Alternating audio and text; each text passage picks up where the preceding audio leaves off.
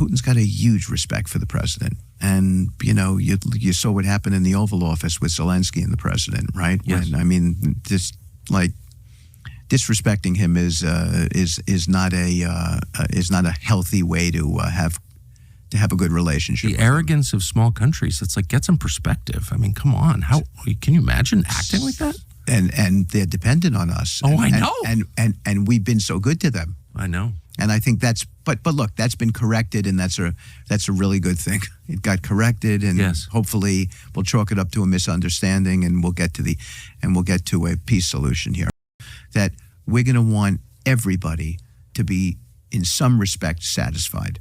So we're going to want the Russians to be satisfied in some respect. We're going to want the Ukrainians to be satisfied in some respect. We're talking to the Europeans.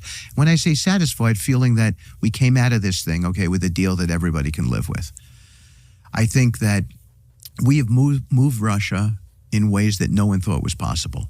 So in the last conversation, they agreed to an energy infrastructure ceasefire, which means Russia is not going to target Ukraine's energy infrastructure, and Ukraine will not target Russia's energy infrastructure. They've never talked about that before. Here we are talking about that.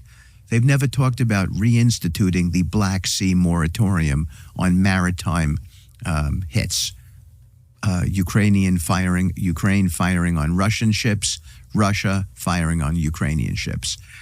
Now we're down to, and that's going to be implemented over the next week or so. There's some details that need to be discussed, but that became a part of that conversation. That's big stuff, really big stuff. What's the ultimate goal? The ultimate goal is a 30-day ceasefire, during which time we discuss a permanent ceasefire. We're not far away from that, but a 30-day ceasefire is something where we have to figure out what all the battlefield conditions are, which is why I began with Kursk. But Kursk is just the beginning of it, because there's this 2,000-kilometer, that's 1,200 miles, this 2,000-kilometer border between Ukraine and Russia, where the Russian and Ukrainian troops are involved in, 50, 60, 70, maybe 80 firefights throughout this border with all kinds of different conditions. Putin asked me in the meeting, what should I do in a particular area where we have people surrounded and they don't want to give up? Do I kill them? How do I get them to give up? I'm happy not to kill everybody. I'm happy to get people to wave the white flag if I can get them to wave the white flag. And that one situation, Steve, this is Putin talking to me, is just one example of 70, 80, 90 different situations out there along this border, each one having different battlefield conditions, each one needing a separate conversation.